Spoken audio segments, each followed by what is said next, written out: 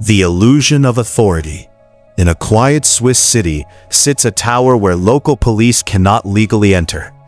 This is not a military base or a billionaire's private bunker. It is a bank. But it is unlike any financial institution you have ever seen. Welcome to the Bank for International Settlements, or the BIS. It is the central bank for the world's central bankers. Located in Basel, Switzerland, this organization holds the ultimate financial power on earth. Yet, it operates entirely in the shadows. It pays no taxes. Its executives hold diplomatic immunity. Its grounds are sovereign territory, meaning it answers to no government, no president, and no parliament. How did an unelected, secretive group of bankers acquire the legal right to operate completely above the laws of nations? And what happens inside this untouchable tower that quietly dictates the global economy? The legal shield. To understand the immense power of the BIS, we must rewind to the aftermath of the First World War. In 1930, the global economy was buried under crushing debt. The victorious nations demanded massive war reparations from a defeated Germany. To manage these complex international payments, global leaders gathered at the Hague Conference and established the Bank for International Settlements. But the founders engineered a brilliant legal shield. They secured an international treaty granting the bank extraordinary immunities. The BIS was structured as a unique hybrid, a public international organization wrapped in the disguise of a private corporate entity. It was officially legally untouchable from its very first day of operation. Today, it serves exactly 63 member central banks, carefully managing the hidden daily plumbing of the entire global financial system, while remaining completely invisible to the citizen. The phantom technocracy. Imagine the global financial system as a massive, complex network of pipes. Local commercial banks connect directly to your national central bank, like the Federal Reserve or the Bank of England. But where do the central banks go when they need to connect with each other? They go to the BIS. The Bank for International Settlements is the master valve controlling the entire global network. It provides banking services exclusively to other central banks, holding their foreign exchange reserves and executing massive cross-border transactions in absolute secrecy. But its true power lies not just in holding money, but in shaping the fundamental rules of the game. Every 2 months, the governors of the world's most powerful central banks travel to Basel, Switzerland. They gather for the prestigious Global Economy meeting. These top officials represent economies that account for roughly 80% of global GDP. The silent meetings. They sit together in a highly secure, soundproof room to discuss the future of interest rates, inflation, and global liquidity. There are absolutely no journalists allowed inside the building. There are no press conferences following these core elite meetings. The discussions are kept strictly confidential. During these private gatherings, they formulate global financial policies, such as the famous Basel Accords. These accords dictate precisely how much capital every major bank on earth must hold to survive a crisis. While these rules are technically just voluntary recommendations, they instantly become the undeniable legal standard for international finance. By controlling this regulatory blueprint, the BIS indirectly shapes how much money flows into your local economy, how easily you can obtain a mortgage, and how secure your life savings truly are. The bank operates as a supreme global architect. The moral vacuum. It is an institution that designs the structural framework of capitalism without ever facing a single voter or public audit. Its financial returns are astonishing, historically generating over $1 billion completely tax-free, while serving a highly exclusive list of only 140 select clients. This supreme financial architecture allows central bankers to coordinate global policy far away from the messy, unpredictable interference of democratic politics.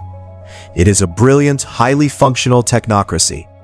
However, this absolute independence and extreme obsession with secrecy also creates a terrifying moral vacuum. When a bank is truly above the law, it answers to no one, even when the entire globe descends into total war. This level of unchecked influence is exactly why critics fear the institution. It possesses the capability to alter the economic destiny of billions of people with no democratic oversight. Financial neutrality. The ultimate test of the Bank for International Settlements came during the darkest chapter of the 20th century. As the Second World War erupted across Europe in 1939, international relations collapsed, borders were closed, and brutal combat tore the continent apart. Yet, inside the fortified walls of the BIS Tower in Switzerland, a bizarre and chilling alternate reality existed. The board of directors simply decided that the bank would remain open for business, maintaining a strict stance of financial neutrality throughout the global hostilities. The man running the institution during this catastrophic era was Thomas McKittrick, an American banker who resided safely in Basel. Under his leadership, the BIS continued to clear accounts and manage financial transactions for both the Allied nations and the Axis powers simultaneously. It served as a secret, protected contact point where the channels of international finance remained wide open, completely ignoring the devastating human cost of the conflict raging outside. The blood money. The bank's extraterritorial status meant that no military force or government agency could legally intervene or audit their wartime ledgers. This total lack of accountability led to the most shameful episode in the bank's history. As the German war machine conquered sovereign nations across Europe, they ruthlessly looted the gold reserves of fallen central banks. The German Reichsbank, desperate to fund its military campaigns, needed a way to convert this stolen wealth into usable foreign currency. They turned to the Bank for International Settlements. During the war, the BIS willingly accepted looted Nazi gold. Declassified German records captured after the war revealed the horrific truth. The BIS had received at least 3.7 tons of gold that had been stolen directly from the central banks of Belgium and the Netherlands. The failed liquidation. To conceal the bloody origins of the treasure, the gold had been deliberately remelted at the Prussian mint before being transferred to the Swiss vaults. The bank accepted this blood money and conducted vital foreign exchange deals for the Nazi regime, effectively acting as a financial lifeline for the German war effort. When the war finally ended in 1945, the world demanded justice. At the historic Bretton Woods Conference in the United States, global delegates were outraged by the bank's wartime complicity. They overwhelmingly passed a resolution demanding the immediate abolition and liquidation of the BIS at the earliest possible moment. It seemed the secretive institution was finally going to face its ultimate demise. But the masters of money rarely lose. The untouchable survivor. The powerful European central bankers launched an aggressive and highly effective lobbying campaign to save their private sanctuary. By early 1948, the liquidation resolution had been quietly swept under the rug and completely forgotten by authorities. The bank fully cooperated with post-war investigations, returning the 3.7 tons of stolen gold to the Allied Tripartite Commission, but no top executives faced war crime tribunals. Instead of being dismantled, the BIS was seamlessly integrated into the new global financial order. It survived its darkest crisis unharmed, proving that the architecture of global capital is vastly more resilient than any political regime. The bank remained untouchable, pivoting quickly to provide the essential technical support needed to reconstruct Europe and eventually help launch the modern euro currency. This astonishing historical survival story clearly demonstrated a cold, hard, undeniable fact.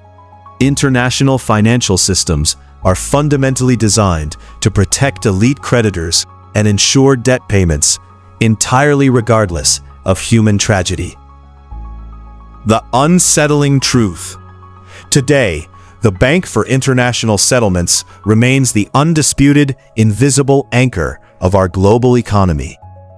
While the world faces unprecedented inflation, geopolitical conflict, and the rise of digital currencies, the BIS quietly engineers the future of money. Through experimental initiatives like Project mBridge, the bank is actively developing multi-nation digital currency platforms that will redefine how capital moves across borders for decades to come. The unsettling truth is that true global power does not reside in elected parliaments or democratic assemblies. It resides in soundproof rooms in Basel, managed by a financial technocracy that cannot be voted out or legally challenged. We live under an architecture of debt and centralized control disguised as a free market. If you want to understand exactly how these hidden money systems truly control your life, subscribe to the channel now and join us.